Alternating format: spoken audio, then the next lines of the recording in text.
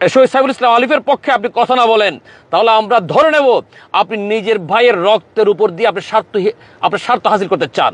আপনি নিজের ভাইয়ের রক্তের উপর দিয়ে আপনি দেশের ক্ষমতা যেতে চান।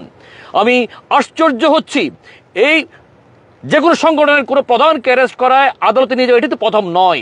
বাংলাদেশের যে সমস্ত সংগঠন রয়েছে, রাজনৈতিক সংগঠন, আমি এক এক নাম ধরে বলতে পারি। জামাত ইসলামী বাংলাদেশের আমিরকে অ্যারেস্ট করা হয়েছে, একাধিকবার ওনাকে আদালতে নিয়ে যাওয়া হয়েছে।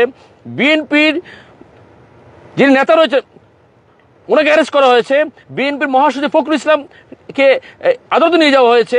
বিএনপির একাধিক নেতাকে, উচ্চ পর্যায়ের নেতাকে একাধিকবার আদালতে নিয়ে যাওয়া হয়েছে। কিন্তু কেউ তো কোনো ভাইকে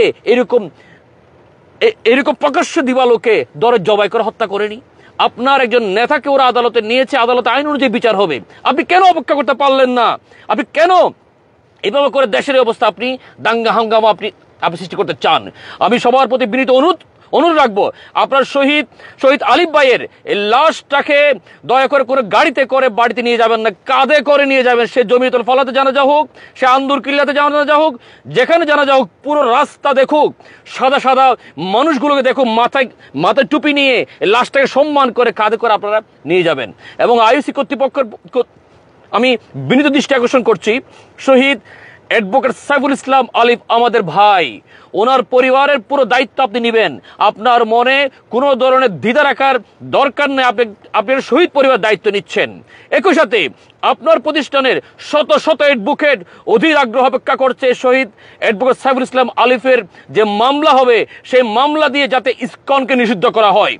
নট অনলি বাংলাদেশ, এই শহীদ অ্যাডভোকেট সাইফুল ইসলাম আলিফের লাশ কথা বলবে, আন্তর্জাতিক অঙ্গনেও ইসকনকে যাতে নিষিদ্ধ করা হয়।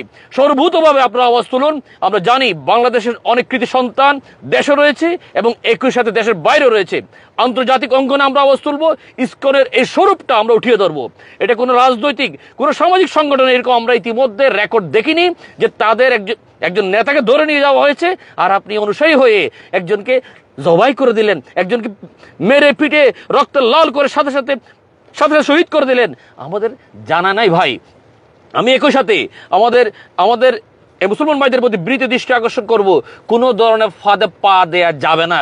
যারা শহীদ অ্যাডভোকেট সাইফুল ইসলাম আলিফকে শহীদ করেছে, ওদের কতিপয় ব্যক্তি দেখা যাবে যে কোনো হিন্দু ভাইয়ের বাড়িতে আগুন দিচ্ছে, কোনো হিন্দু ভাইকে মারধর করছে, এবং কালকে ওই সে প্রথম কালোর মতো পত্রিকাগুলা দেখাবে যে এই এতগুলা ঘর আগুন জ্বলেছে, এতগুলো হিন্দু ভাই অত্যাচারিত হয়েছে।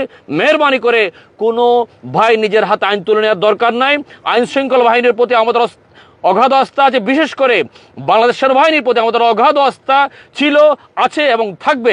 ইনশাআল্লাহ আপনারা আলটিমেটাম দেন, আগামী 48 ঘন্টার মধ্যে শহীদ অ্যাডভোকেট সাইফুল ইসলাম আলিফের হত্যাকারীদেরকে যাতে অ্যারেস্ট করা হয়, অ্যারেস্ট করে দৃষ্টান্তমূলক শাস্তি দেওয়া হয়, এবং একই সাথে এই উসিলায় ইসকনকে বাংলাদেশে যাতে নিষিদ্ধ করে দেওয়া হয়। জয় শ্রীরাম বলে আমার মুসলমান শিশুদেরকে আপনি ইতিমধ্যে খাইয়েছেন।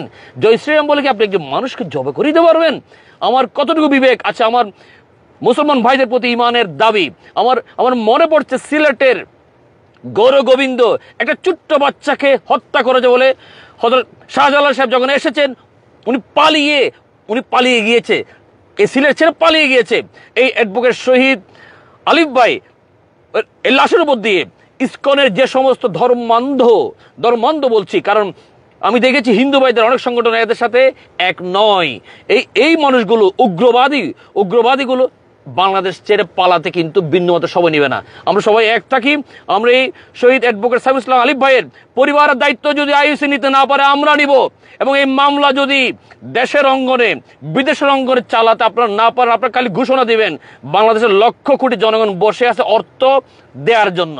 লক্ষ লক্ষ অ্যাডভোকেট অধীর আগ্রহ অপেক্ষা করছে এই মামলাতে অংশগ্রহণ করার জন্য। লক্ষ কোটি জনতা বাংলাদেশ অপেক্ষা করছে এই আন্দোলনে অংশগ্রহণ করার জন্য। এই আন্দোলন দিয়ে আপনারা ভিন্নমতের পিছপা হবেন না। আপনারা অনেকে মনে করেন ইসকনের বিরুদ্ধে কথা বললে আপনারা শহীদ করে দেবে। প্লিজ বিশ্বাস রাখুন, আমরা সেই অধীর আগ্রহ অপেক্ষা করতেছি শহীদ মৃত্যুর জন্য।